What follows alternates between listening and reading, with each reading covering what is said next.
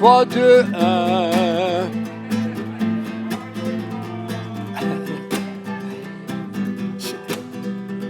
Il y a de l'écho, hein, vous avez entendu? Alors, ça va tout le monde? Bon, très bien. Alors, voici la deuxième présentation. Elle se veut un peu en finition, en continuité avec ce qu'on a entendu au début, mais elle est plus près de nous cette fois. On est allé au début de la création. Maintenant, on est à la fin de la création, sans oublier le centre. Alors, on y va avec les tout derniers signes avant le grand take-off. Je comprends que tout le monde ici est capable de déduire que take-off, ça veut dire, mais est-ce que... Pardon? Comment? Ah oui, l'enlèvement. Mais s'il y a des nouveaux aussi qui ne l'associent pas avec un phénomène qui est connu dans la Bible, qu'on appelle l'enlèvement de l'Église. Quand vous allez en avion, à un moment donné, le pilote il dit aux filles qui sont... Comment on dit ça en anglais? Ça, c'est les... Je comprends rien. Ah oui, mais ça c'est en français, mais je parle français, moi. Ben, OK. Assistant, please be seated for take-off. OK? Pour l'enlèvement. Pour que bon, c'est la même chose. C'est un peu humoristique quand j'ai fait ça. Moi, je ne fais pas de l'humour, mais je m'en fais là-dessus. Très bien. Alors, c'est les tout derniers signes. On va vous les montrer également. On continue. Ce signe représente ou l'enlèvement, avec les anges qui s'en viennent chercher les gens qui sont sauvés, ou encore se présente également Matthieu 25, le grand jugement. D'accord? Alors, quel que soit, les deux se suivent de 7 années. Très bien. Là, pour un préambule, il faut vraiment que je vous mette en situation. Parmi les multiples raisons et éléments qui viennent justifier l'authenticité de la Bible et de ses déclarations, se trouvent au travers de cette dernière les prophéties qui font appel à la préscience de Dieu qui vit hors du temps et peut annoncer en avance les événements qui viennent, auxquels nous sommes mieux de porter attention. D'accord? Et paradisé.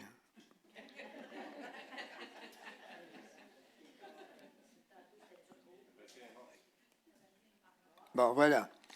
Cette conférence a pour but de vous confirmer cette inestimable réalité en vous en faisant la démonstration et en vous avertissant de ce qui vient irrémédiablement sur notre monde et qui veut surtout vous soustraire de l'irréductible destin qui a déjà fait son entrée sur un monde distrait et insouciant par manque de... On trouve ça dans la Bible que le monde meurt faute de connaissance? Bon, alors, je ne mentionne pas, ils savent tout. Alors, la conférence est divisée en 4 thèmes. Le premier thème, c'est les mathématiques qui le prouvent. Les 3 prochains thèmes, on parle des mathématiques. Si vous n'aimez pas les mathématiques, vous pouvez sortir tout de suite. Si vous n'étiez pas bon en mathématiques, je vais calculer pour vous. Très bien.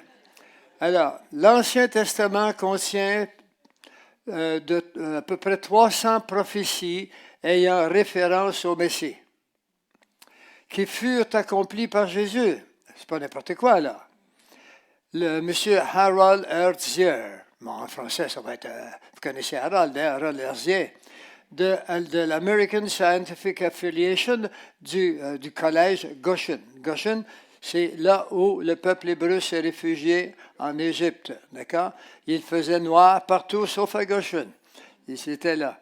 Ça, c'est un miracle, hein, bien sûr, mais pour Dieu, faire un miracle, c'est comme moi vous parler. Pensez que c'est pas plus que ça? Ben voyons. Très bien. Alors, selon Harold Ursier de l'American Scientific, dans sa préface du livre de Peter Stoner, Peter, c'est un mathématicien des statistiques, un parmi d'autres. La science moderne des probabilités démontre hors de tout doute que sur 8 prophéties seulement sur 61, celle-ci exclut les chances que ces réalisations prophétiques ne soient que des coïncidences. Est-ce que vous avez compris là, vraiment ce que ça veut dire? C'est impossible que ce soit une coïncidence. Ah, mais on ne se contentera pas de cela. Allons-y gaiement. Selon Harold Ursier, Stoner déclare que les chances que ces réalisations prophétiques ne soient que des coïncidences sont de l'ordre de 1. Il y en a qui connaissent les mathématiques quand même ici, là? Oui. Sont de l'ordre de 1 sur 10 à la puissance 17. Soit de 1 sur 1, mais ajouter 10, 17, 0. Alors, ils vont aller mieux que ça maintenant. Ces réalisations montrent bien l'inspiration divine de son auteur. Stoner, considérant 48 prophéties de ces 61 prophéties, déclare « Les chances que seul homme puisse réaliser ces 48 prophéties sont de 1 sur 10 à la puissance 157. » C'est 1 sur 1 multiplié par 157 zéros. Celui d'en haut est beaucoup plus petit, mais si vous me demandez de vous dire comment est-ce que c'est, là, ce n'est pas des triards, puis des trions, puis des gogons, je vais vous dire que je ne suis pas capable. Ils sont rares les mathématiciens qui ont un nom pour un tel nombre, n'est-ce pas? Alors, ils donnent plutôt des puissances, le nombre de puissances. 2 sur 10 à la puissance 23, par exemple, pour les étoiles, versus 1 sur 10 à la puissance 157, des chances que les prophéties réalisées ne soient qu'une coïncidence. Là, j'ai le livre ici qui explique toutes ces choses-là. C'est Josh McDowell. Ça a pris quelques années faire ce livre-là. C'est écrit petit en plus. Et puis, c'est très, très, très scientifique. Beaucoup de mathématiciens sont venus au Seigneur à cause de ce livre-là. Alors environ mettez les zéros selon un astronome. Bon, c'est pas parce qu'un astronome, c'est tous des grands mathématiciens, mais pour être un bon astronome, être connaître, puis aimer, puis être bon dans les mathématiques, c'est très nécessaire. Ça aide, si vous voulez. Alors, voici des prophéties avec lesquelles on lit chaque jour, mais on ne sait pas que ces prophéties, à quelle place qui se sont réalisées. Un exemple, dans Genèse 21, le verset 12, on parle du fils d'Isaac. Vous le verrez, il a été réalisé dans Matthieu 1, verset 2. Dans le psaume 72, 10, les cadeaux que les mages allaient amener, on est 125 à 130 ans avant Jésus. Puis dans Matthieu 2, 1, puis Isaïe 60, on en parle des cadeaux que les mages allaient lui apporter. Ils ne sont pas venus encore, les mages, là. Ils vont arriver 650 ans plus tard. Alors, ça prenait un être qui ne vit pas dans le temps. D'accord? Le temps, c'est une dimension qui ne peut pas être séparée de l'espace. Et puis, puisqu'on peut, pour les comprendre, il faut qu'il y ait de la matière. Donc, l'énergie, le temps et l'espace ne peuvent pas être séparés. Pour aller d'un point A à un point B, ça vous prend, il y a un espace à faire. Pour le franchir, ça vous prend du temps. D'accord? Et puis, vous avez besoin de l'énergie pour l'y rendre. Alors, on ne peut pas séparer ces trois choses. Si on le fait, c'est pour fin d'étude. Je vous l'ai dit, je ne m'en sortirai pas. Dans Isaïe 40, le verset 3, Jésus serait précédé par un messager qui fut Jean-Baptiste. C'est Isaïe, là. Ça fait longtemps, ça fait plus que 650 ans, là. Eh bien, Matthieu 3, puis Luc 1, 17 nous disent bien la réalisation que Jean-Baptiste a connue à l'époque. que Zacharie, dans Zacharie 9.9, que Jésus ferait son entrée sur un ânon, il est marqué dans Luc là. En fait, c'est inutile de tout vous les dire, en voici des prophéties. Mais sur Jésus, des prophéties des majeures, dans la Bible, il y en a environ 300 prophéties majeures. Mais pour ce qui est des petites prophéties, vous pouvez tripler, puis ils se sont réalisées. Si vous allez sur plein feu, vous verrez là dans l'endroit qui s'appelle Odyssée. Vous cliquez sur Odyssée et vous verrez, j'ai donné en 2015 une conférence où je démontrais 52 prophéties sur Israël seulement, à partir de 1948 seulement, qui se sont réalisées. Il y avait des Juifs qui étaient dans cette époque-là, puis ils avaient les yeux grands, puis ils ont applaudi, et ils ne finissaient pas d'applaudir. J'étais bien heureux de ça. Hein? Alors, second thème, la démonstration prophétique. Écoutez bien celle-là. La Bible est remplie de messages cachés qu'il nous faut chercher pour comprendre et découvrir, comme par exemple le retour des Juifs et leur acceptation en Israël en tant que nation dans le monde. Ésaïe 66, le verset 8 nous dit « Qui a jamais entendu pareille chose? Qui a jamais vu de semblable? Un pays peut-il naître en un jour? Une nation est-elle enfantée d'un seul coup? À peine en travail, Sion a enfanté ses fils. » Et on va voir que c'est vrai. On va donc voir que Dieu savait quand est-ce qu'Israël deviendrait une nation, puis qu'il serait accepté comme une nation dans le monde. Mais il va nous le donner d'une façon assez mystérieuse. Il faut le voir. Prévision mathématique divine du retour des Juifs en Israël. Premièrement, il faut partir avec ce concept. Il faut connaître ceci. Il faut connaître que les Juifs ont passé à travers le monde, ils ont été dispersés à trois étapes différentes, trois grandes dispersions, ou si vous aimez mieux, qu'on appelle des captivités. Ils ont été gardés captifs. La première, c'est dans Genèse 3.15, 15.13, c'est où? En Égypte, d'accord? Et la deuxième, c'est dans Jérémie 25, 11-12, c'est où? À Babylone. C'est babylonien. Et la troisième, dans le monde entier, Zacharie 7.4, en quelle année? Dans le monde entier? Comment? En l'an 70, voilà, après Jésus-Christ. Alors, on va revoir de toute façon. J'aime bien que vous y participiez. L'Éternel promet de rassembler son peuple. Ce que je n'ai pas le temps de vous dire ici, c'est qu'il y a autant de prophéties qui disent « Je vous enverrai parmi les nations que votre Père n'a pas connues. Je vous distribuerai à travers le monde. » Pourquoi? Parce qu'ils n'écoutaient pas. Parce que c'est un peuple à la nuque raide. D'accord? Cou raide, oui, c'est ça. Eh bien, il y a maintenant autant de prophéties qui disent qu'à la fin des temps, je vous rassemblerai.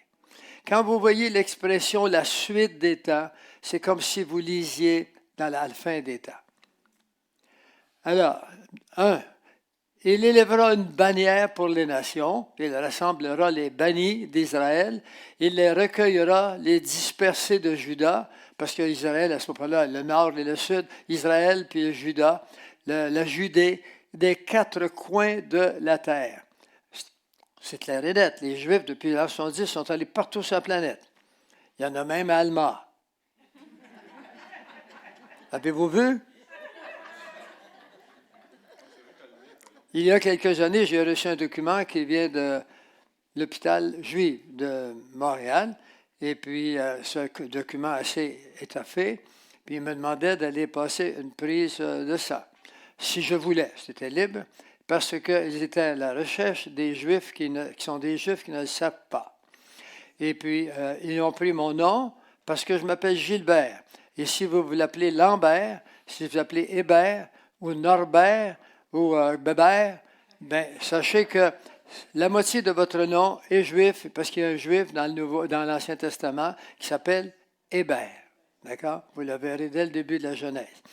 Alors, c'est à l'époque où Isabelle de Castille et Ferdinand I ont des problèmes, et puis là, les pays d'Europe ont des problèmes aussi, puis les Juifs se promènent d'un pays à l'autre, ils veulent être acceptés, ils se font tuer en cours de route, puis ils étaient en Espagne, arrivent des problèmes en Espagne, et là, ils disent, ça doit être les Juifs qui nous causent ça, on va les mettre dehors. Alors, ils les mettent dehors, mais ils ne savent plus où aller.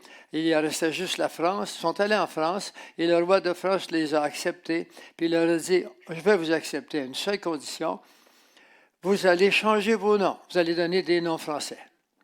Alors, ça ne faisait pas tellement leur affaire, mais là, entre la barre puis changer le nom, on choisit de changer notre nom.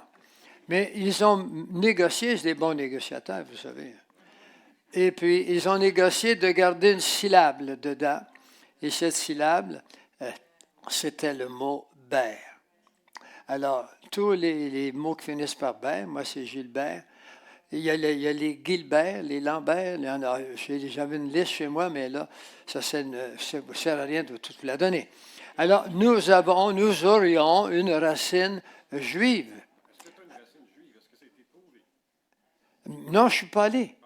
Non, je ne suis pas allé. C'est chenille durant la guerre. Moi, j'avais peur qu'Hitler soit au bout de la ligne là-bas.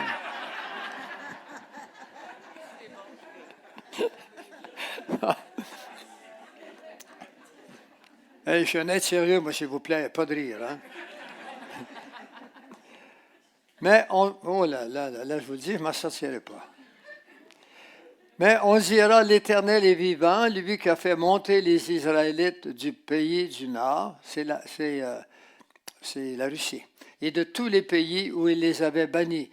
Je les ramènerai sur leur territoire que j'avais donné à leur père. Jérémie 16, 15. Donc, Dieu savait tout ce qu'ils allaient vivre. Puisqu'il dit, je les ramènerai, il ne l'a pas encore fait. Les temps de les ramener n'étaient pas faits. Il savait ce qu'ils allaient vivre. Il sait ce qu'on va vivre. Il connaît les efforts qu'on va faire, puis celles qu'on ne fera pas. Et puis, il ne faut pas se dire, bon, ça ne sert à rien, il le sait d'avance. Je vais faire partie de ceux qui n'en font pas. J'ai rien qu'à pas le faire. Alors, ce n'est pas ce qu'il veut. Si vous avez la motivation de la faire, c'est lui qui la met. Alors, soyons dignes avec le Seigneur et soyons honnêtes avec nous-mêmes. Si vous avez cette motivation, embarquez-vous. Les temps sont courts. Vous en aurez de la joie, vous en aurez de l'énergie. Le Seigneur va s'occuper de vous durant cette période-là. C'est ce qu'il veut. Le dernier, en bas, je vous retirerai d'entre les nations. C'est parce que je veux vous montrer qu'il le donne. Il donne ceci à des prophètes différents. Il a dit, je vous rassemblerai de tous les pays, je vous ramènerai sur votre territoire. Et ça s'est fait quand? En 1948, le 14 mai. À peu près comme aujourd'hui, là. La première captivité, elle est en Égypte, elle durera 430 ans. Exode 12, 2. Et au bout de 430 ans, le jour même, toutes les armées de l'Éternel sortent de l'Égypte. Le jour même. Dieu a programmé des choses au jour. C'est ça qui est étonnant, en plus de la prophétie. La deuxième captivité, c'est la captivité babylonienne, 70 ans. Vous verrez beaucoup des chiffres 7 dans la Bible et dans les dates. Pourquoi? Parce que c'est le chiffre de Jésus-Christ. D'accord? Nous, ici, on fonctionne en Amérique du Nord avec des décennies, avec le chiffre 10. Eux, c'était avec le chiffre 7.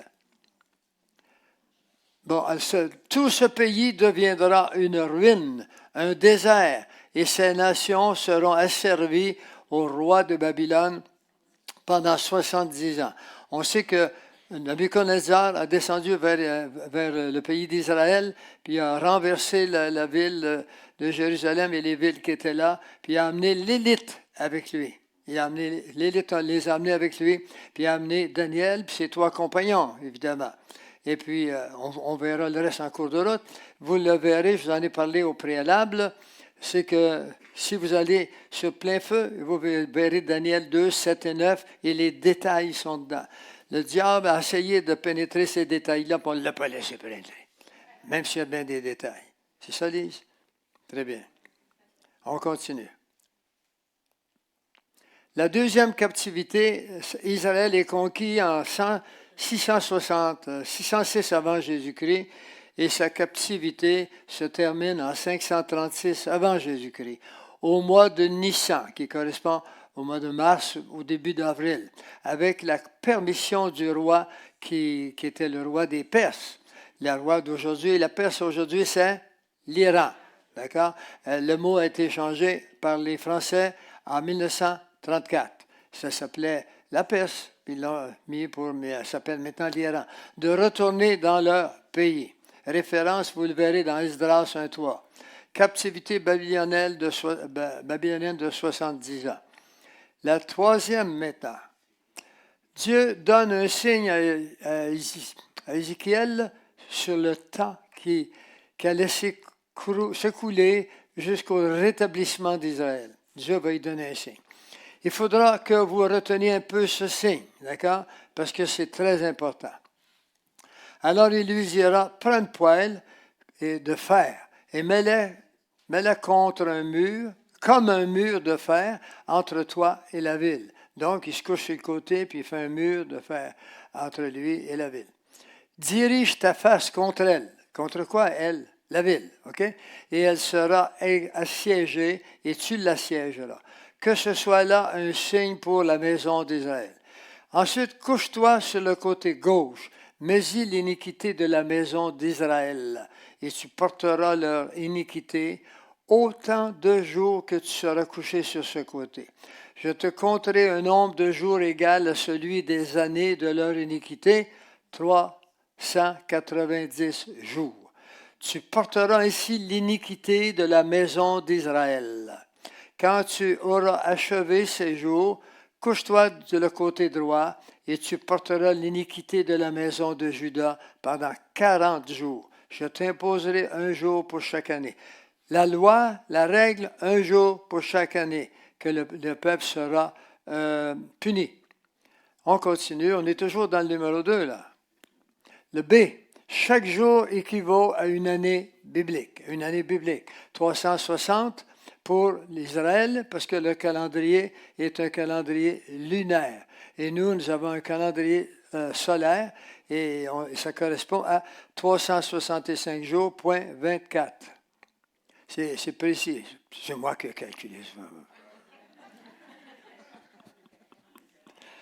Alors, prenez des notes que ce 430 ans est compris de la période débutant après la captivité égyptienne.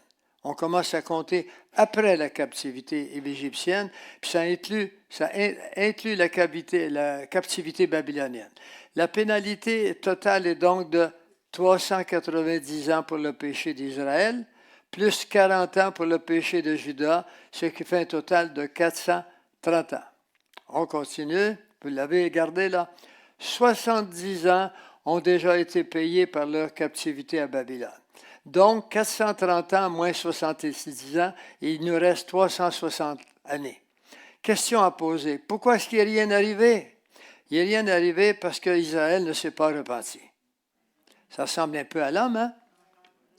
Vous pouvez vivre toute une vie, faire beaucoup de bien si vous voulez, mais si vous ne vous repentez pas, c'est comme si il n'y a rien n'est arrivé. Il n'y a pas eu de relation avec le Seigneur. Le Seigneur est venu sauver les pécheurs, pas ceux qui n'ont pas de péché. Le problème, c'est que tous sont pécheurs. Alors, réponse. Pas de repentance, même à la fin des 70 ans de captivité à Babylone.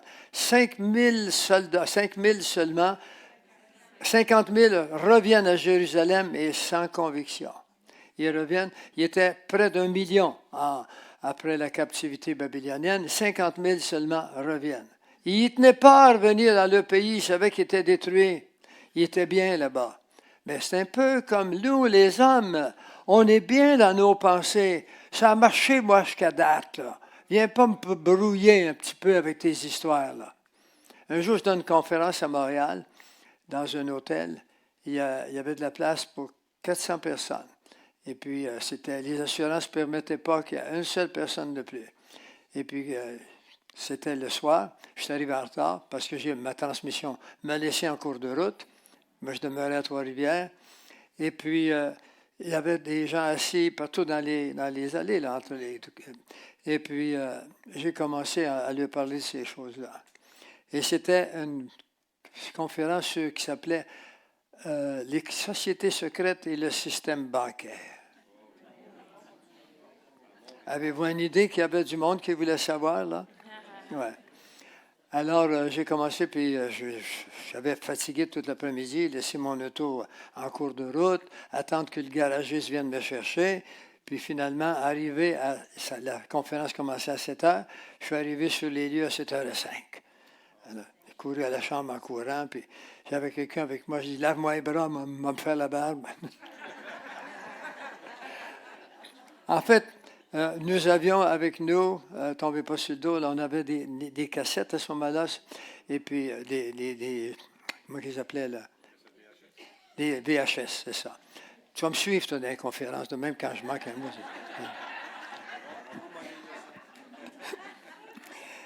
Et puis, on avait à peu près 200 à 300 de ces... Ils ont tous été vendus. Il y avait tout, il y a plusieurs sujets quand même. Hein? Et puis, on en a vendu qui n'en finissaient pas pour en envoyer en Europe. Puis aujourd'hui, c'est connu. Puis c'est nous qui avons amené en Europe le système bancaire. Les gens ne connaissaient pas qui a créé le système bancaire, comment ça fonctionne, pourquoi est-ce que l'État est en fraude contre nous, malgré que c'est le système bancaire. Le système bancaire est une fraude globale pour l'humanité. Allez sur mon site, là, allez regarder le système bancaire, vous allez tout comprendre. Et puis, on va manquer d'argent bientôt. C'est pas vrai, on ne peut pas manquer d'argent, elle n'existe pas. Il n'existe que des bons qui représentent de l'argent, puis on a encore des moulins à papier, puis il y a encore des arbres au lac Saint-Jean qui peuvent tomber. Vrai? Très bien. Très bien, alors, pas eu de repentance. On continue. La troisième captivité, c'est la captivité mondiale. La base de cette extension se trouve dans le livre du Lévitique au chapitre 26. 26, le verset 18. Si malgré cela, vous ne m'écoutez pas, d'accord là? Si malgré cela, vous ne m'écoutez pas, je vous châtierai 7 fois plus. 7 fois plus. Ils ne l'ont pas écouté. Non. Alors, on continue. J'ai bien dit que la base de cette extension se trouve dans le Lévitique 22 à 24. Si vous me résistez et vous n'êtes pas m'écouter, je vous frapperai 7 fois plus selon vos péchés. J'enverrai contre vous les animaux des champs qui vous priveront de vos enfants. Ça veut dire quoi, ça? Ça veut dire qu'ils vont les manger. D'accord? Les animaux sortaient des forêts, puis ils se sentaient chez eux dans la cour du voisin. Qui détruiront votre bétail et que vous réduiront à un petit nombre, et vos chemins seront déserts. Sur ces châtiments, si ces châtiments ne vous corrigent point, et si vous ne résistez point, je vous résisterai aussi et je vous frapperai cette fois. Alors Dieu le répète à maintes reprises avant de passer à l'action. Donc, on l'a dit tantôt, je vous châtierai 7 fois plus. Tu vois? Alors, Dieu, donc, va multiplier par 7. Et avant d'aller plus loin, on va résoudre l'énigme. Cette vache est née avec un 7 sur la tête. Vous le voyez là? Et à un moment, il y a à peu près une dizaine d'années de ça, quand Israël parlait de reconstruire le temple. Oui. Ça fait le tour du monde, ça, cette photo-là. Alors, je continue. Ici, là, il y a un petit peu de mathématiques, mais suivez-moi bien. Donc, 360 ans multiplié par 7 est égal à 2520 années. D'accord? Vous savez, ça, c'est le temps qui a été déduit de ce qui avait été payé, ainsi de suite. Bon. Puis, on va multiplier par 7 parce qu'on vient de voir que Dieu va les punir de 7 fois plus. Donc, ça donne 2520 années bibliques. de 360 jours, chacune ou de 307 200 jours. 907, qu'est-ce que j'ai dit? Oh là là. Vous n'avez rien dit, vous? Vous êtes omnibulé, là? 907 jours, 907 200 jours. En jours de votre calendrier civil, il faut tout simplement diviser 907 200 par 365,25, ce qui donne un total de 2483 années, 0,8 années civiles. Ce serait donc la fin de la captivité mondiale après la captivité babylonienne en 536 avant Jésus-Christ. Ça va? Vous me suivez jusqu'à date, là? Très bien. Pour calculer le temps où Israël redeviendrait une nation, selon la prophétie d'Ézéchiel, il faut considérer ce qui suit. La captivité babylonienne s'est terminée au printemps de l'an 536 avant Jésus-Christ. Donc, 536,4 avant Jésus-Christ, et le point 4 est égal à avril. Alors, 536 ans en moins, eh bien, ça donne 2483 ans, point 8. Ce serait la durée totale de la captivité. Est-ce que ça va? Et quel est le résultat?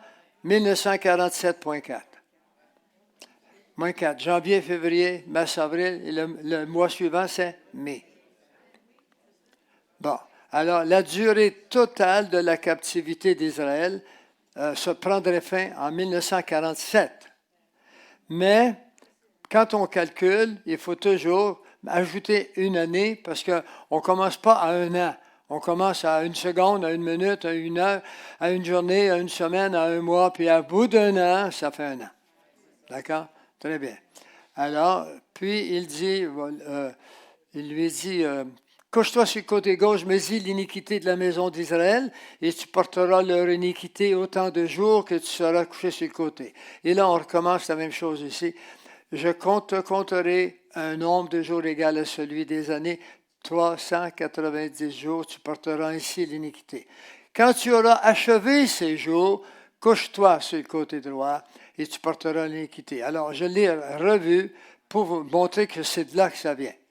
Maintenant, pour composer entre l'an 0 et l'an 1 après Jésus-Christ, nous ajoutons une année, 1947 plus 1, fait le 15 mai 1948. C'est-tu assez extraordinaire, ça? Ça a été au jour à la minute, n'est-ce pas? Bon, alors là, vous commencez à être convaincu que ce que Dieu dit quelque chose qui ne vit pas dans le temps, il peut donner l'heure juste? Oui? Très bien, alors continuons. L'image, le général en chef des armées israéliennes au mur des lamentations. C'est ce que vous voyez en arrière, là. Vous ne le voyez pas bien, mais autrement, en tous les cas, qu'importe. Oui, ou la réalisation prophétique d'Ésaïe 66,8. Là, ici, ce que vous voyez, c'est Ben-Gurion, en 1948. Il annonce au peuple qui est devant lui, il annonce que l'Angleterre vient de leur donner la permission, qu'ils sont désormais une nation. Essayez de comprendre comment le peuple juif a réagi. Ça fait 19 siècles qu'ils sont parmi les nations, puis qu'ils ont des difficultés de toutes les sortes, qui se font mettre à mort, qui se font crier ceci ou cela. Ils rentrent chez eux. Pendant tous ces siècles, Israël fête leur fête normale, leur fête de l'automne, leur fête du printemps, et puis ils finissent leur fête en disant « Next year in Jerusalem ».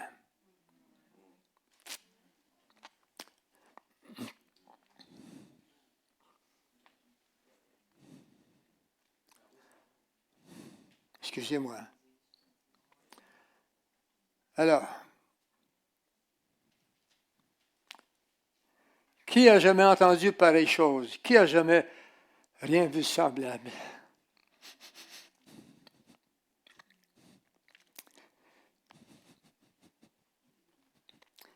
Ouh là là.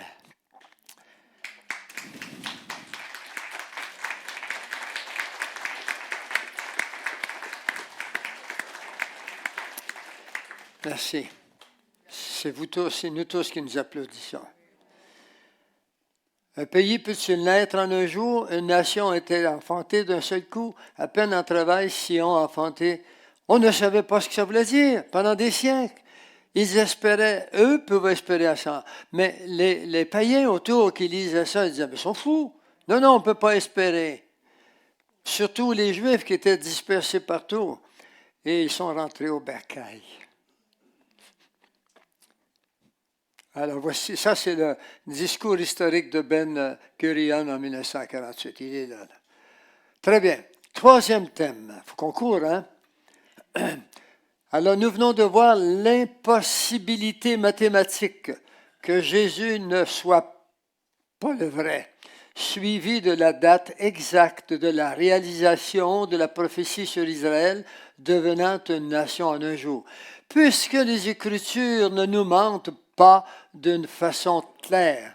Ah non, non, ne nous mentent pas. Ah non, là, tu vas m'aider, hein, puisque les Écritures ne nous mentionnent pas d'une façon claire le jour de l'enlèvement, nous donnerait-il la saison? Nous donnerait-elle la saison? Oui, certainement. Les révélations des jours de Milan, ça c'est très important. Et j'ai été très surpris quand je suis arrivé en Europe de voir que les Européens ne connaissaient pas ce petit tableau que je vais vous présenter. Les jours de Milan. Premièrement, dans Josué 3, le verset 4, Josué dit, il y aura entre vous et elle, qui elle?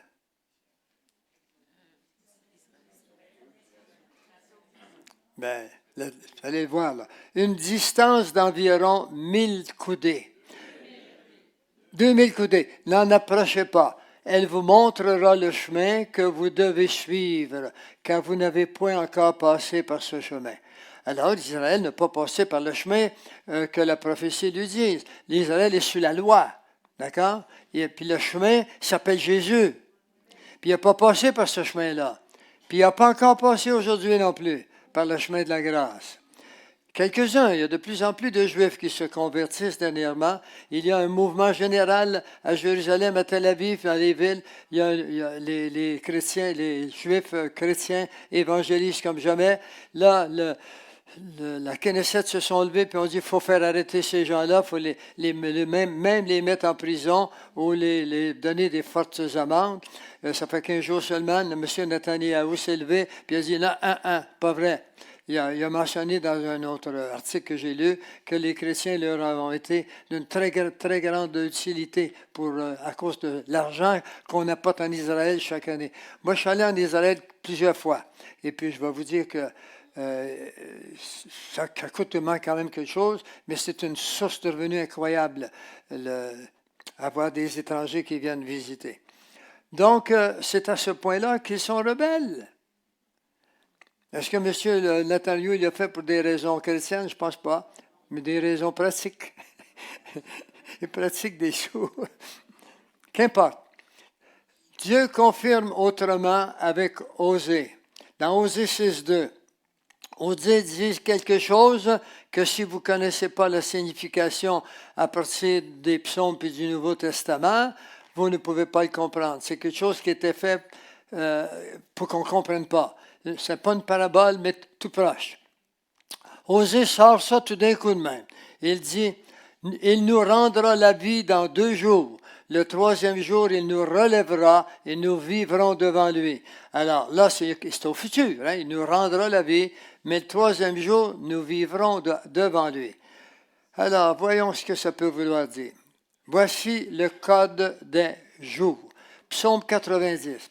Car 1000 ans sont à tes yeux comme le jour d'hier, quand il n'est plus, et comme la veille de la nuit. Entre le jour d'hier et la veille de la nuit, c'est écoulé 24 heures. C'est écoulé un jour.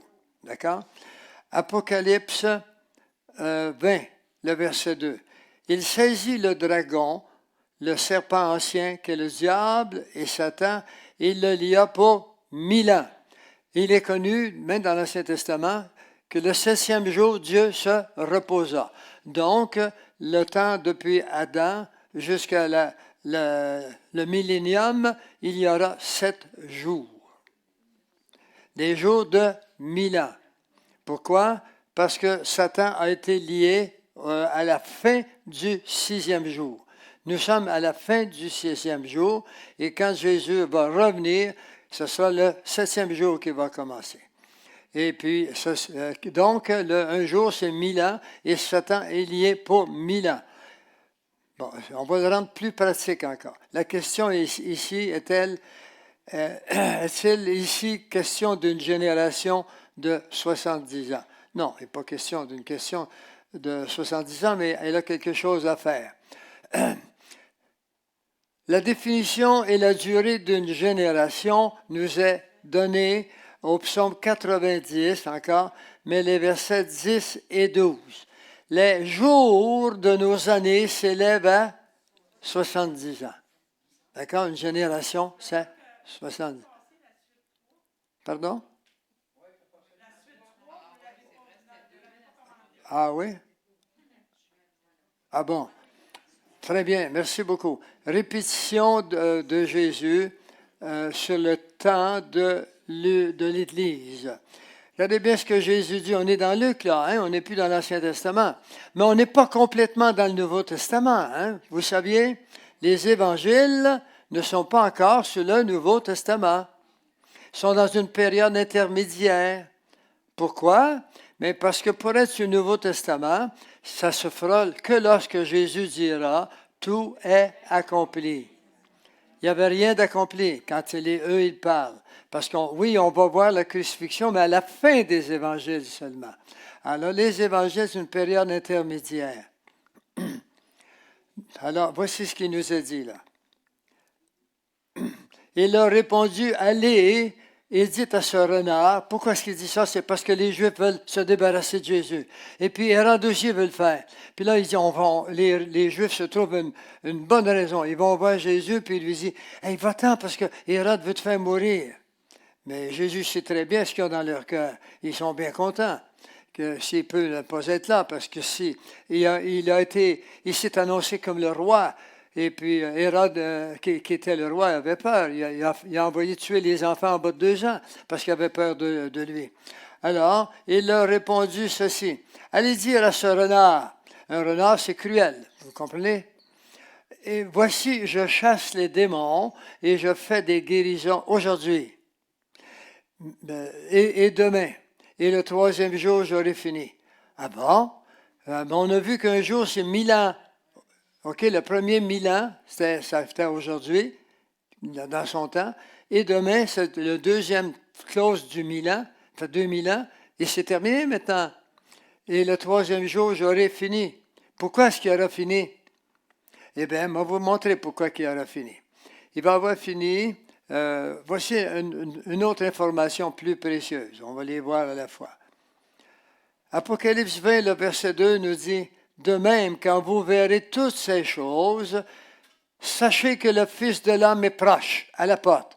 Puis, je vous le dis en vérité, cette génération ne passera point que tout cela soit arrivé. » Quelle génération?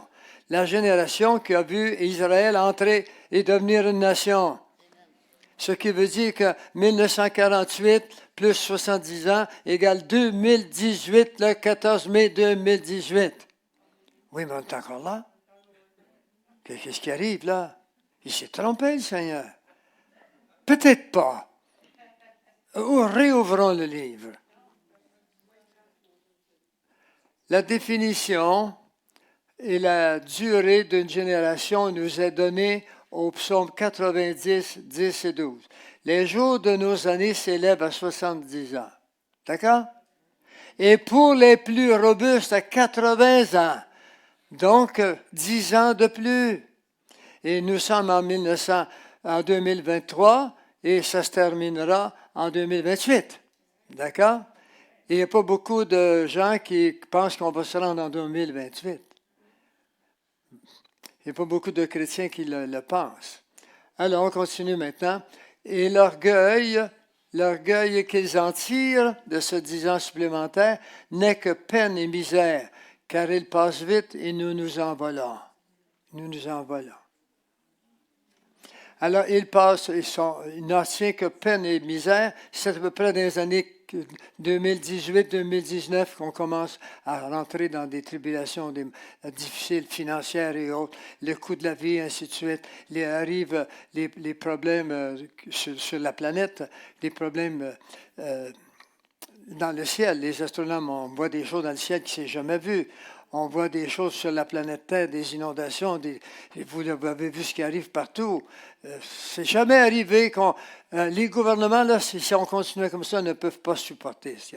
Actuellement, c'est le gouvernement qui s'en occupe, ils ont des subventions, mais ils ne sont pas équipés pour avoir des subventions si ça continue à se faire comme ça.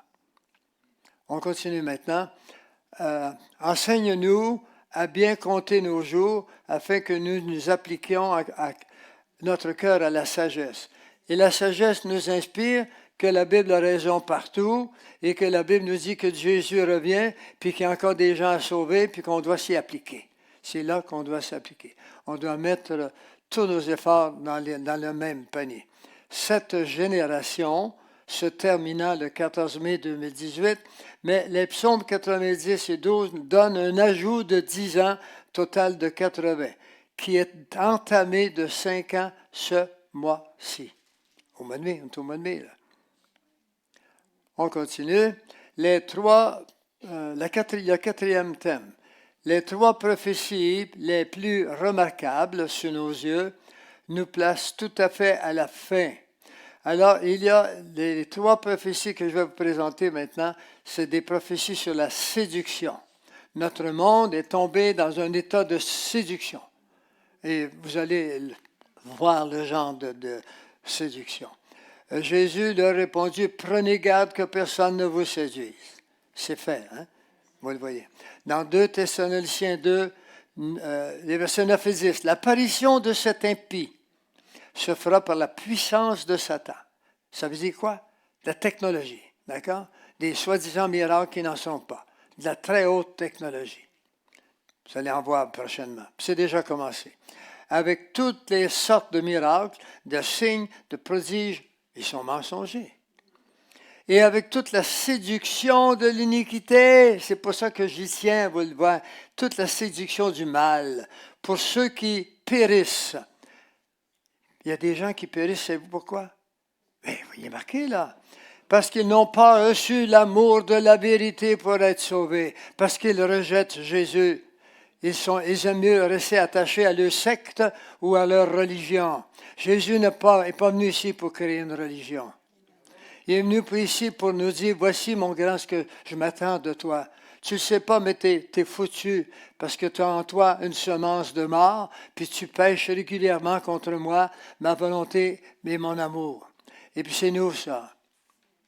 Vous savez beau, vous pensez bon parce que vous êtes engagé, mais on s'engage parce qu'on a compris des choses et pas parce qu'on a changé à ce point. Si vous étiez dans un autre milieu pour sauver vos fesses, peut-être vous comprendriez qu'il y a du méchant en nous. Mais lui, il n'en tiendra pas compte. Il tient compte d'une chose, on va le voir tantôt, il y a quelque chose qui tient. L'apparition de cet impie se fera par la puissance de Satan. Ben ici, on écoute une vidéo. Je vais m'asseoir pour écouter cette vidéo avec vous.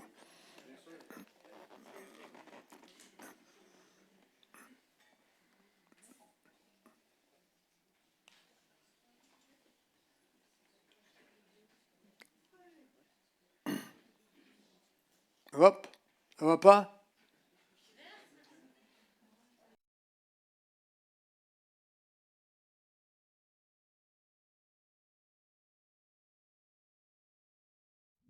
Le projet Bluebeam de la NASA est composé de 3 étapes différentes afin de mettre en place la religion New Age ainsi que, à sa tête, ce que l'on nomme l'Antéchrist.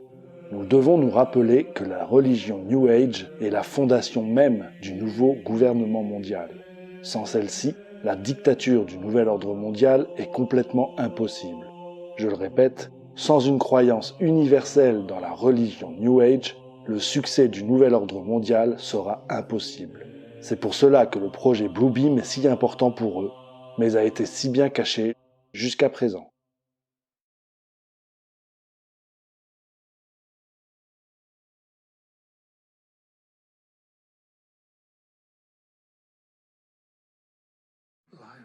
La première étape concerne le renversement de toutes les connaissances archéologiques.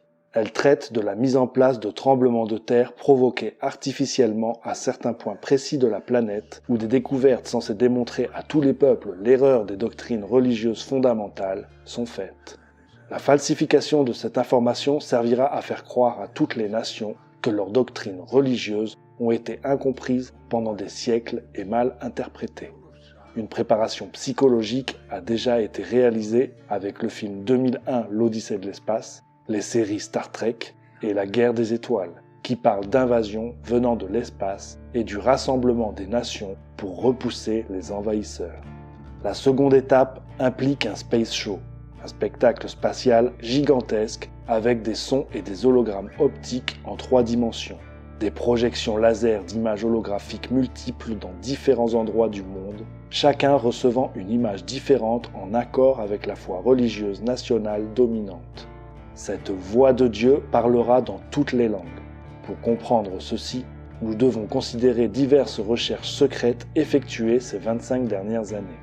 Les soviétiques ont perfectionné un ordinateur sophistiqué et l'ont programmé avec les données sur l'anatomie du corps humain et les propriétés électriques, chimiques et biologiques du cerveau. Ces ordinateurs furent également alimentés avec les langages de tous les peuples et leurs significations.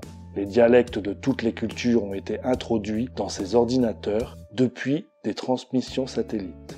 Les soviétiques ont alimenté les ordinateurs avec des programmes comme celui de la venue d'un nouveau messie. Il semble également qu'ils aient eu recours à des méthodes criminelles envers la société humaine en attribuant des longueurs d'onde électroniques pour chaque personne, société et culture, afin d'induire des pensées suicidaires si la personne ne se conformait pas au commandement du nouvel ordre mondial. Il y a 2 aspects différents concernant la deuxième étape. Le premier est le Space Show. Les images holographiques seront utilisées dans une simulation du spectacle final pendant lequel il sera montré à toutes les nations des scènes qui sont l'accomplissement de ce qu'elles désirent en matière de prophétie. Celles-ci seront projetées à partir de satellites sur la couche de sodium dans l'atmosphère. Nous en voyons des essais de temps en temps, mais ils sont appelés ovnis ou soucoupes volantes. Le résultat de ces événements sera de montrer au monde le nouveau Christ Maitreya pour la mise en place de la nouvelle religion mondiale. Une imitation sera imposée à un monde crédule pour le leurrer. Même les plus informés seront trompés. Le projet a perfectionné un dispositif qui permet de soulever l'enthousiasme d'une masse énorme de personnes, comme dans une extase. Le projet Bluebeam prétendra être l'accomplissement des prophéties, et il culminera en une imitation de l'événement qui se produisit il y a 2000 ans. En principe, on utilisera le ciel comme un écran de cinéma, pendant que des satellites projetteront simultanément des images aux 4 coins de la planète dans toutes les langues et dialectes. Les images holographiques sont basées sur des signaux qui se combinent afin de produire une image s'appliquant également à des ondes acoustiques, ELF, VLF et LF. Nul endroit au monde ne sera épargné. Avec des animations et des sons qui sembleront émaner des profondeurs de l'espace, les croyants des diverses religions croiront voir le retour de leur Messie dans une convaincante imitation de la réalité. Ensuite, les projections de Jésus, Mohamed, Bouddha, Krishna, etc. se fondront en une seule image, après que des explications à propos des mystères spirituels auront été divulguées. Ce Dieu unique virtuel est l'Antéchrist. Il enseignera que les Écritures saintes ont été mal interprétées et que les religions anciennes sont responsables des conflits entre les nations. Ainsi, les religions feront place à la religion du Nouvel Âge, représentant le Dieu unique. Naturellement, de cette gigantesque falsification, il résultera un désordre social à grande échelle, chaque nation blâmant l'autre pour la supercherie et libérant ses millions de fanatiques dans un état de possession démoniaque. De plus, cet événement se produira à une époque de profonde anarchie politique mondiale et de tumulte général créé par une catastrophe mondiale. Les Nations Unies prévoient l'hymne à la joie de Beethoven, déjà utilisé comme hymne européen, comme hymne international pour l'introduction de la religion mondiale du Nouvel Âge. Si nous mettons en parallèle ce Space Show avec la Guerre des Étoiles, nous comprenons que la combinaison de radiation et de l'hypnose ont fait l'objet de recherches intensives.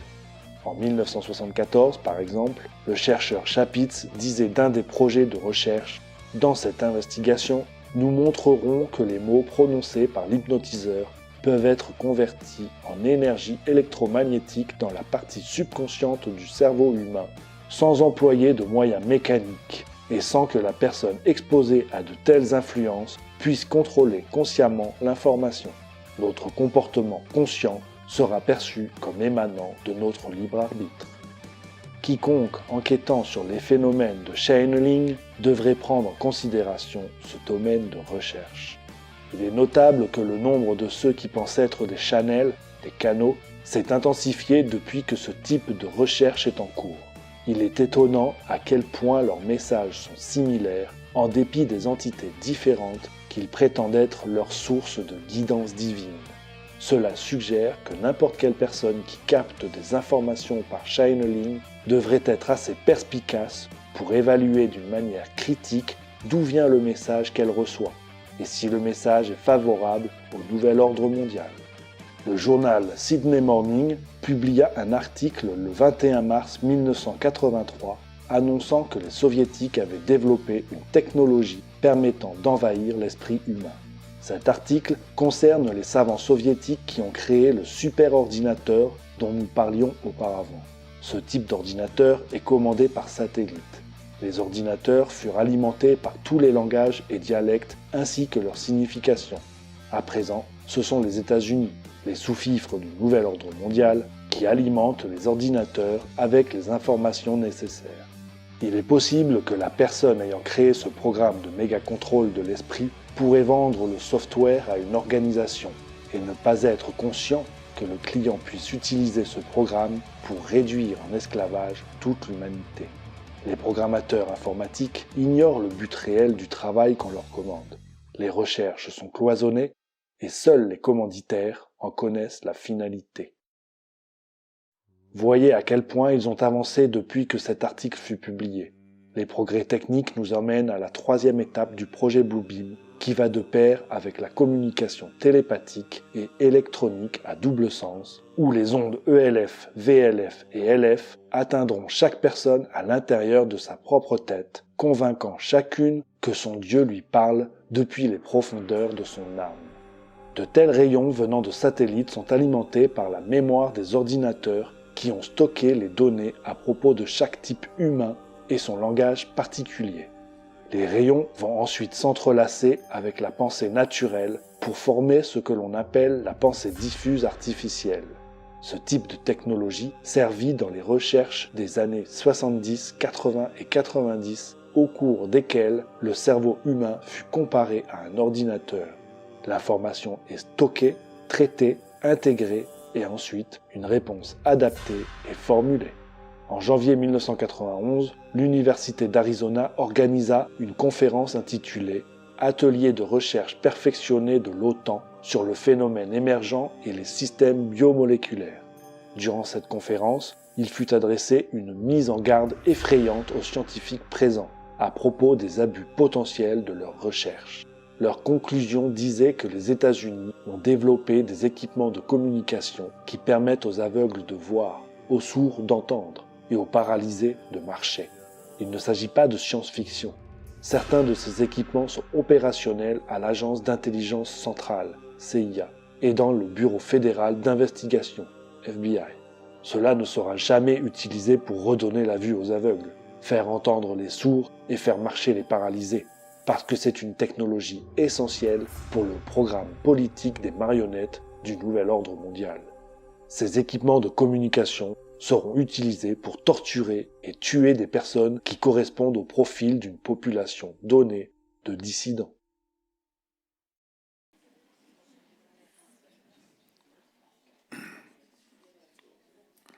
M'entendez-vous? Est-ce que vous avez compris un peu ce qui est programmé là? Mais ce n'est pas d'hier qu'on se prépare à ça. Mais c'est là, c'est une réalité maintenant. Il me reste un petit moment, mais j'ai un autre document à vous montrer aussi important que celui-là. Ça va? On y va? Il y avait l'apostasie. Celui-ci, l'autre faisait partie de la séduction, d'accord? Parmi les signes les plus importants, celui-ci fait partie de l'apostasie. En parlant il y a quelques instants, quelqu'un m'a demandé ce que ça veut dire apostasie. Ça veut dire nier la doctrine de Jésus. D'accord? L'apostasie biblique, là, c'est nier la doctrine de Jésus. Alors voyons maintenant combien de gens ont pu nier la doctrine de Jésus et quel choix serait-il devant eux. On y va. Confío en vos para difundir mi petición de este mes, que el diálogo sincero entre hombres y mujeres de diversas religiones conlleve frutos de paz y justicia. Confío en tu oración.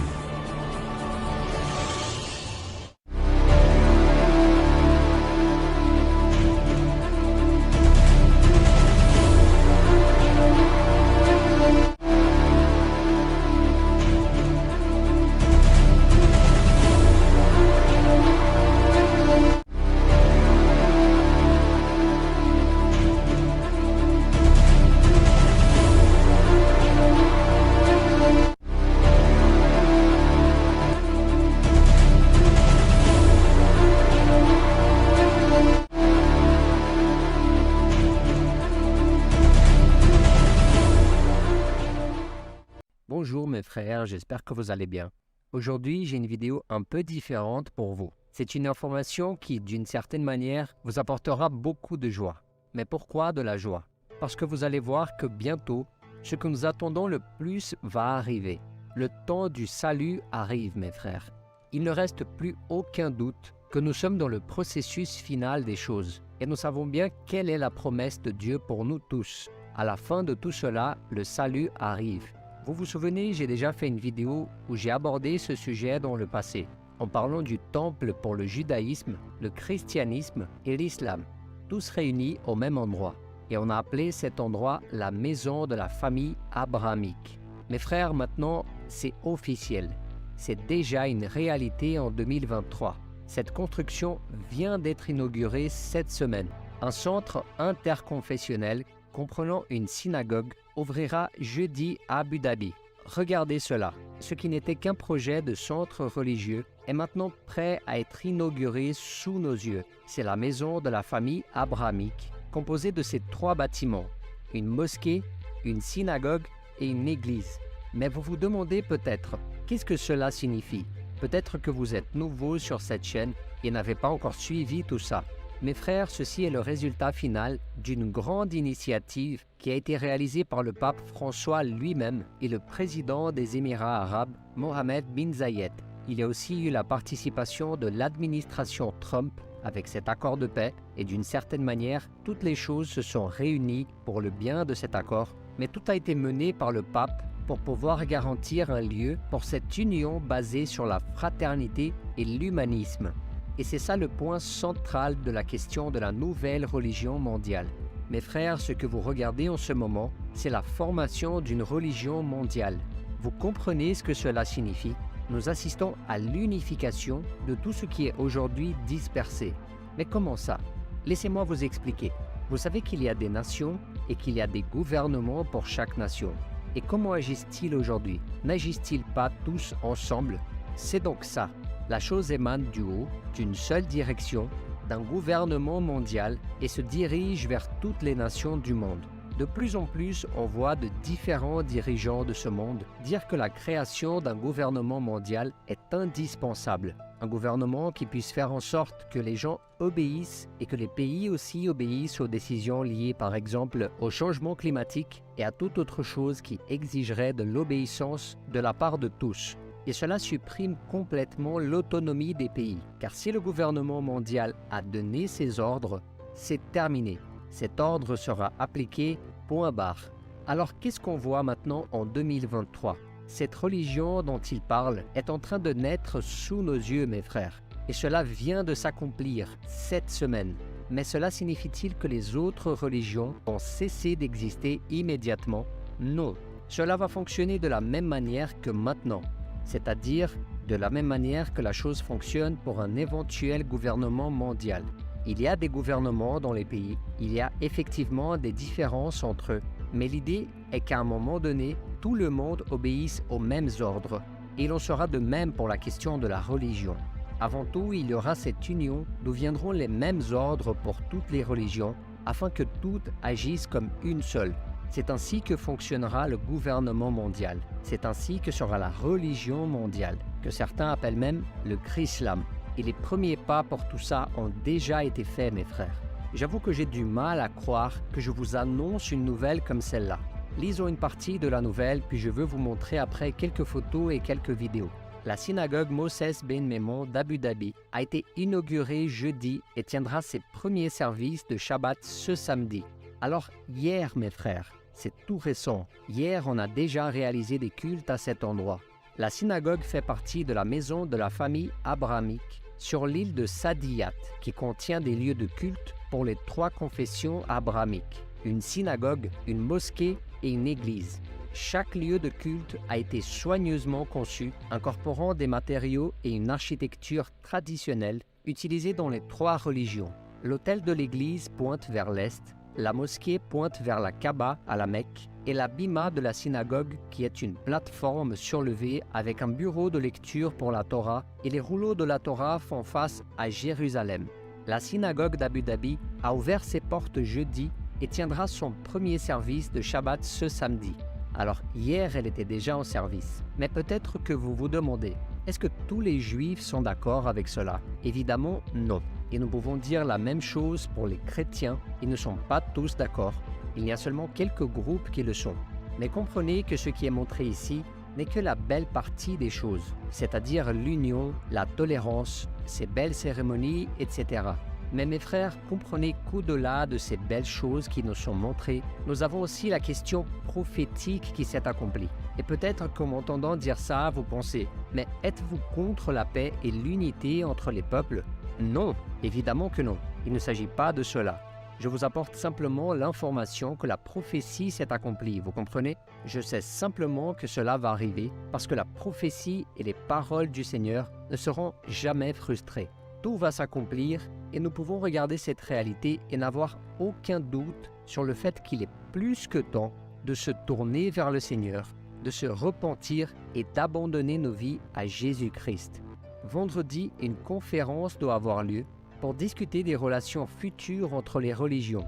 Parmi les conférenciers figure le rabbin David Rosen, directeur des affaires interreligieuses. La communauté locale, sous la direction du rabbin Yehuda Sarna, grand rabbin du Conseil juif des Émirats, organisera des prières de Shabbat et des festivités. Le rouleau de la Torah du président émirati lui sera dédié. Ici, on peut voir quelques photos de l'inauguration. Nous voyons aussi les représentants des 3 religions.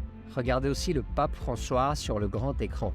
Mes frères, ce que nous voyons ici est historique. Ce que nous voyons est prophétique. Vous comprenez? Nous avons ici des images qui montrent depuis le moment où tout a commencé, où tout a été signé, jusqu'au jour d'aujourd'hui où je vous parle en ce moment et où tout s'est accompli.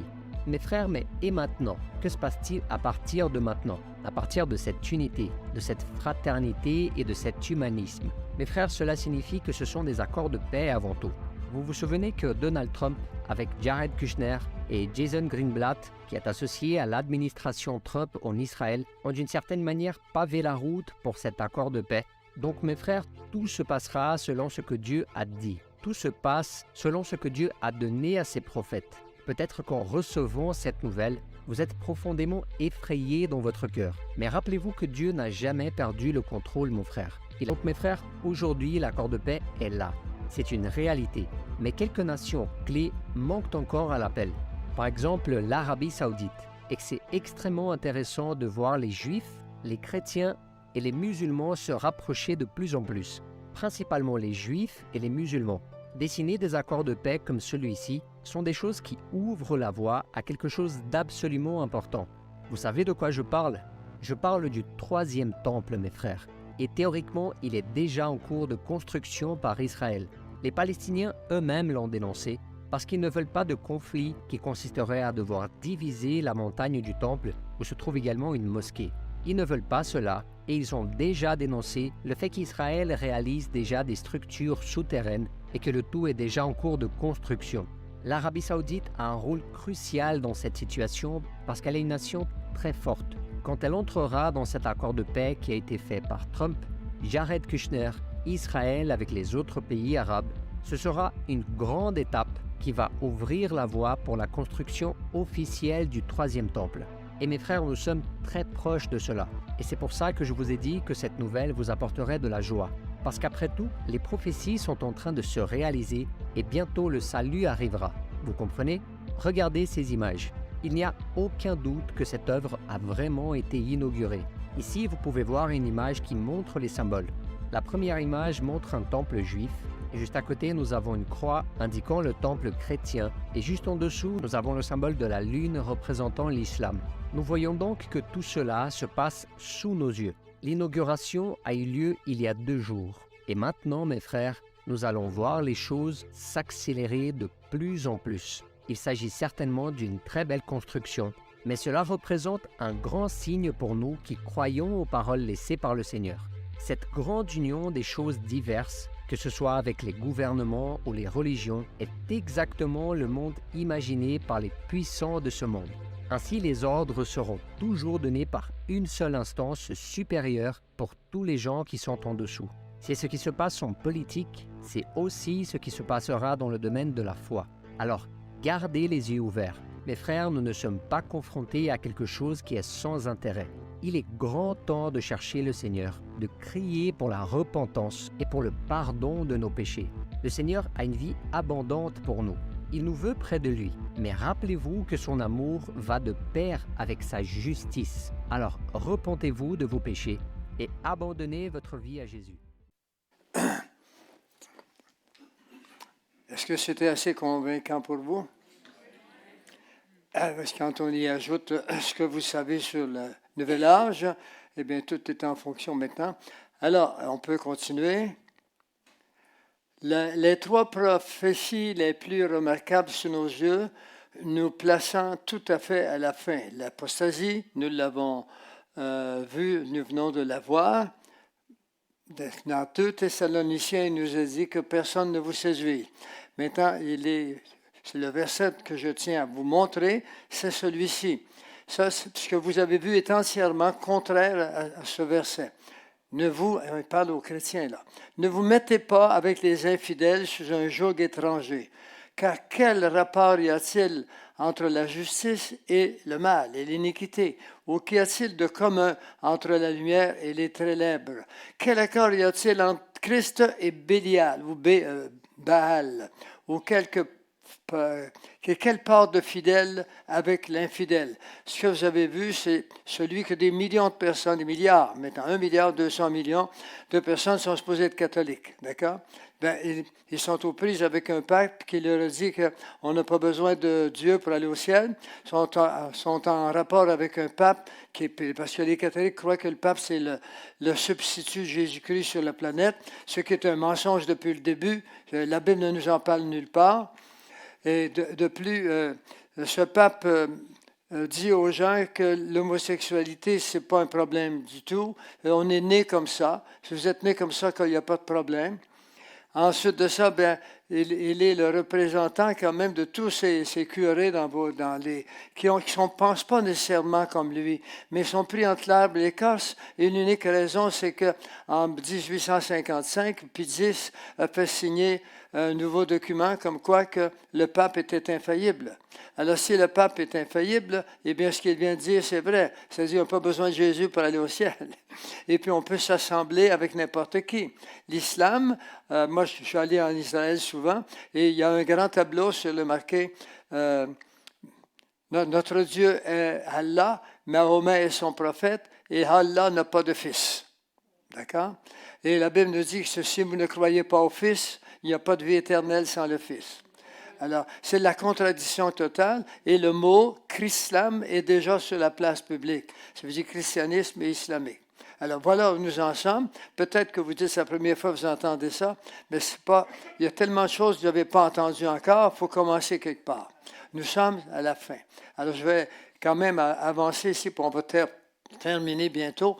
Mais le 3e grand signe, il est là, il vient là. Je vous le donne maintenant. il y a une vidéo, mais on vient de la voir, celle-là. Il n'y en a pas d'autre à voir. La marque de la bête, c'est le dernier des signes à voir. Dans Apocalypse 13, le verset 15 à 18, il nous a dit « Il lui fut donné d'animer l'image de la bête, afin que l'image de la bête parlât, et qu'elle fit que tous ceux qui n'adoraient pas l'image de la bête furent tués. Elle fit que tous, les petits comme nous, les grands comme... Est-ce qu'il y a le grand en arrière? Les grands, les riches et les pauvres, libres et esclaves, reçut ça. C'est du vieux français, mais ça se dit bien, vous comprenez quand même. Reçoivent une marque sur leur main droite ou sur le front. Et que personne ne peut acheter ni vendre sans avoir la marque, le nom de la bête, le nombre, et son nombre, le voici. C'est ici la sagesse. Que si vous avez de l'intelligence ou de la sagesse, calculez le nombre, et ce nombre est un nombre d'hommes, c'est 666. Alors le voilà. Ici, il y a 5 choses à se souvenir. Le nombre du nom de la bête. Premièrement, elle se positionne sur la main droite et sur le front. C'est ce que la Bible nous dit. Deuxièmement, on ne peut pas faire de transaction sans elle, sans elle. Vous avez tous été disciplinés dernièrement à ce qui vient. Quand ils vous ont suggéré le pass vaccinal, bien, ils vous ont fait la même chose que là. Vous ne pouviez pas, oui, vous n'avez pas été privé partout, parce que ça aurait été la bagarre, la révolte, mais ça va venir la révolte, parce qu'il y a quelque chose qui s'en vient là. Et puis, alors, vous avez connu ce que c'était. Mais cette fois, ce sera pire. Ce sera pour tous.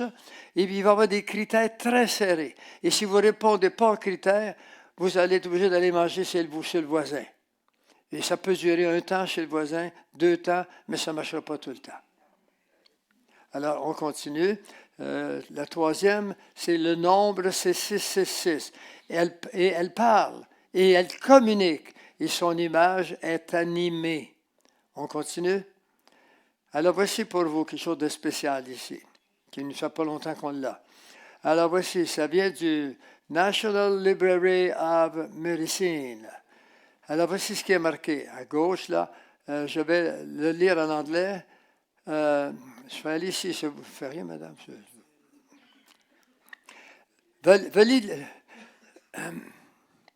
Validité de la température de la main. Ils vont marquer le risque parce qu'ils ne veulent pas que les chrétiens embarquent trop, mais c'est ça. Elle va être filmée, si vous voulez, photographiée pour la population du COVID-19. C'est un prospectif d'étude pour le monde vrai. Alors, il nous dit, elle fit que tous reçussent une marque sur la main droite ou sur leur front. C'est marqué dans l'Apocalypse, ça fait 2000 ans que c'est là. Puis c'est aujourd'hui que ça arrive. Un peu plus bas, la cryptocurrency, ça veut dire l'argent qui arrive. Moi, j'ai de l'argent dans mes poches. C'est facile avec ça, hein? Tu vois, tu l'avais gagné, vous avez fait vos choix durant la semaine. Maintenant, vous allez à l'épicerie ou n'importe où, vous échangez vos sueurs avec ça, puis vous procurer des choses, n'est-ce pas? Il y a des valeurs, bien sûr, mais ça va être plus facile de se prémunir des valeurs. Mettez un cadenas sur vos poches. Que d'être pris avec la nouvelle monnaie courante qui vient. Les données de l'activité corporelle, la température du corps, sont détectées et transmises pour être vérifiées si une ou plusieurs des conditions seront respectées afin de relier l'utilisateur à un système numérique de crypto-monnaie.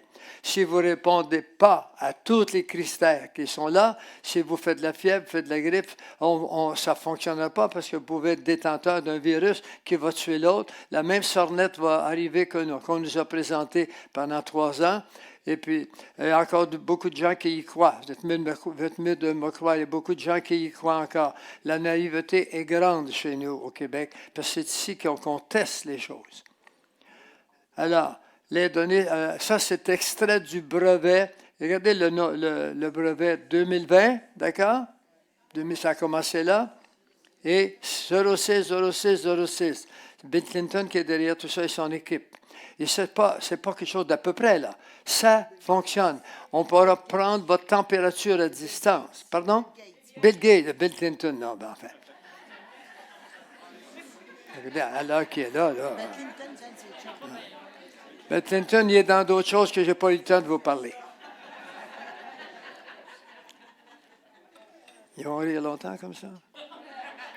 Très bien. Et que personne ne peut acheter ni vendre, regardez votre passeport vaccinal, là. Il est là. Alors voilà où nous en sommes. Continuons maintenant. C'est un nombre d'hommes, n'est-ce pas? Et son nombre, c'est 606. Le numéro 4. Le numéro 3, le numéro 4 maintenant. Et elle lui fut donnée d'animer l'image de la bête afin que l'image parle. Il y a le mot communication ici. Communication, communication, communication. Et cette communication, c'est le numéro 4, celui-ci. Vous le voyez, c'est l'œil qui voit tout. Vous le voyez, l'œil qui voit tout, là? Il y a plein de pixels ici, puis de petites surfaces qui couvrent 180 degrés. Là, vous êtes vu là-dessus, et puis vous êtes là, par exemple, on vous voit, et puis votre visage est déjà crypté quelque part, puis ils savent que c'est vous, puis ils peuvent, à partir de ce moment-là, envoyer un message directement à un ordinateur central, et vous allez vous acheter de quoi manger ce soir, vous arrivez pour payer, puis c'est bloqué, parce que vous ne répondez pas tout à fait aux critères. C'est pour nous rendre la vie tellement difficile qu'il y a une révolte. Puis, mais le peuple québécois, il n'y a pas de problème, lui, il ne se révolte pas. Alors le meilleur des réseaux de télévision, l'innovation. Regardez, il nous présente ça, une grande innovation, qualité et opportunité de se faire mettre à mort. Alors voilà. Maintenant, le mot de réflexion, pour terminer, un mot de réflexion. Le passeport vaccinal a servi de présage et d'acceptation sociale pour usage et exercice au système de contrôle total, mais se fera avec conflit et mise à mort pour des millions qui s'y opposeront face à l'incompréhension du reste de la population.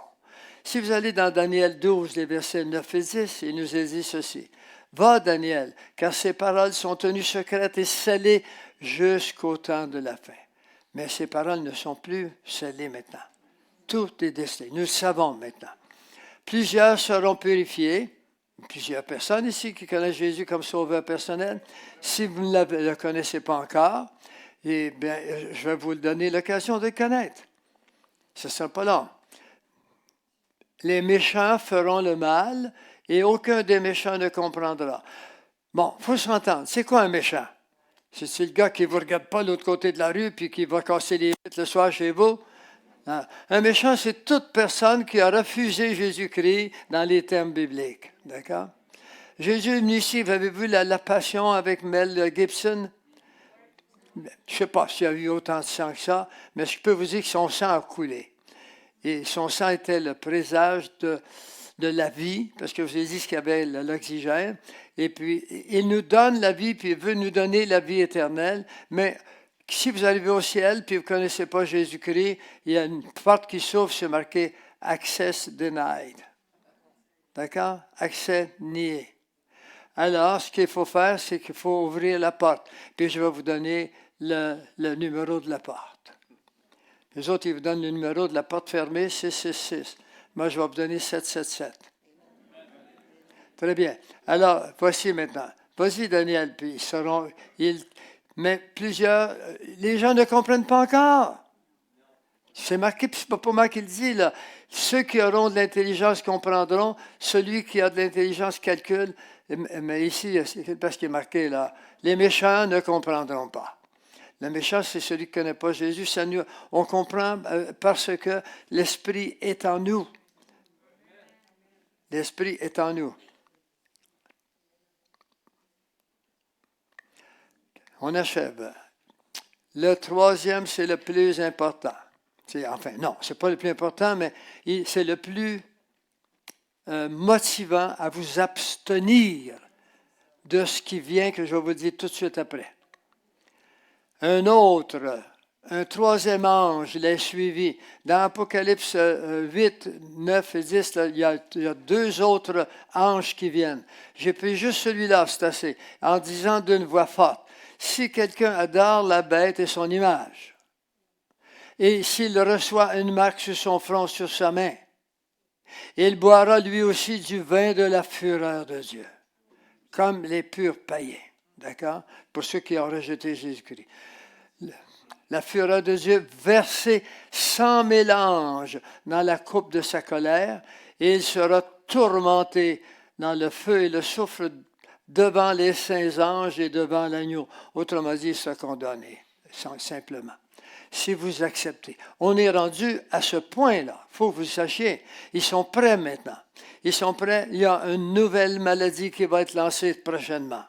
Et puis, ils ont déjà préparé un nouveau, pas virus, mais une nouvelle marque. Et elle est prête. Puis, si vous ne la prenez pas, pensez-y pas, c'est fini. Et c'est pour cette raison-là que c'est tellement à la porte. Ils ont peur, là. Ils savent que des gens comme vous étudiez la Bible ou entendre des fous comme moi compter ce qui s'en vient puis ce qui est arrivé. Et puis que ces gens-là, il faudrait les mettre à mort. C'est des fous, ces gens-là. Si vous connaissez He's the Lamb, Richard, il aurait dû être ici aujourd'hui, mais des problèmes, il a tous les problèmes. Quand il a accepté le Seigneur, sa femme l'a laissé là. Elle dit, il est fou, il prie avant de se coucher avec les enfants. Elle a appelé la police, ils l'ont arrêté. Ils ont dit, il fait du délire religieux. Ils l'ont envoyé en psychiatrie pendant 3 semaines. D'accord? Et puis en psychiatrie, à un moment donné, le psychiatre lui a demandé, mais où est-ce que tu penses que vous allez aller, vous autres là, qui connaissez? Ben, il dit, on va être enlevés. Il dit, ah bon, vous allez être enlevé, ah bon. Ah oui, c'est correct. Bon, c'est marqué dans la Bible, bien sûr. Hein? Il dit, tu sais, moi, je lis la Bible, c'est une psychiatre. Alors, Richard, il dit, c'est marqué dans la Bible, mais je ne l'ai pas, ma Bible. Ah, tu n'as pas ta Bible. Demain, je vais passer, je vais apporter ma Bible. Tu vas le trouver? Ah, certainement. Alors, entre ce moment-là puis le demain, il m'appelle et je lui donne les versets par cœur. C'est clair et net dans mon esprit. Il les marque. Et le lendemain matin, le psychiatre arrive, Richard est là. Je t'attends. Alors là, il lui pose quelques questions. Puis le psychiatre, puis, as-tu trouvé l'endroit où on va être enlevé dans la Bible? Richard, il dit, oui, d'aller dans 1 Thessaloniciens 4, en versets 16 et 17. Puis la puce est dans la main, en Apocalypse 13, versets 16 et 17 aussi. Ah ouais, ah bon. Alors le psychiatre le regarde, puis il rouvre la Bible, il dit, c'est-tu dans l'Ancien ou le Nouveau Testament, ce Thessaloniciens? Alors, il lit ça, puis il voit bien, nous serons tous enlevés avec lui dans les airs. Il regarde ça, ferme la Bible. Il dit, comment vous sentez, M. Saint-Laurent, aujourd'hui? Il dit bien. Bon, très bien. Vous allez venir à mon bureau, puis à midi, ils vont vous donner une lettre, là, puis vous allez pouvoir vous en aller chez vous. Le juge l'a pas laissé sortir. Le juge, un juge quelconque qui dans notre société, là, notre société, a accepté qu'il s'en aille en prison psychiatrique pour 3 semaines. Vous savez-vous où nous sommes rendus, là? L'avez-vous, là, vous a été exposé ce qu'on est rendu. Alors, voulez-vous, s'il n'y a pas quelqu'un parmi vous qui n'est pas certain, là, vous êtes fait partie d'une religion quelconque, d'une secte quelconque, vos pensées à vous, votre propre secte, on a tous un jour notre propre secte, notre propre pensée. Si vous n'êtes pas certain, je vais faire une courte prière, d'accord? Puis si vous êtes d'accord avec moi, vous direz simplement Amen, d'accord? Et ce Amen-là va vous valoir d'approuver ce que je dis. Et c'est tout ce que le Seigneur vous demande. Alors Seigneur, je viens à toi maintenant. Je prends conscience du monde dans lequel nous sommes. Je l'ai vu pendant 3 ans, comment est-ce qu'ils veulent contrôler nos pensées. On nous a programmé cher tous les 20 minutes à la télévision comme le faisait Hitler durant la guerre 39-45. Et maintenant, je me rends compte d'où nous en sommes.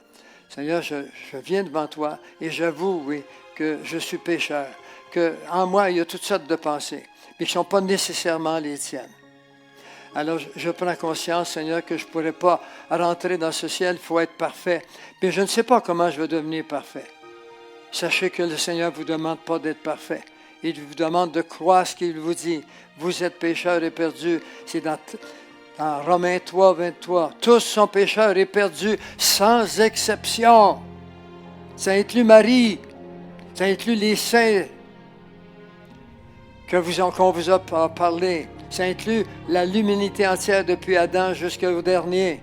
Parce qu'il y a un moment dans la Bible qui nous a dit que quand le dernier sera rentré, Dieu sait qu'il y aura un dernier. Et nous sommes tous enlevés, nous partirons, embarqués dans le bateau de l'imaginable, de vivre avec Dieu dans la parfaite paix de cœur, la bonté, tout est prêt pour nous. Il a payé le coût. Ne vous occupez plus de vos péchés passés. Dites simplement, Seigneur, je te les présente, je te demande pardon.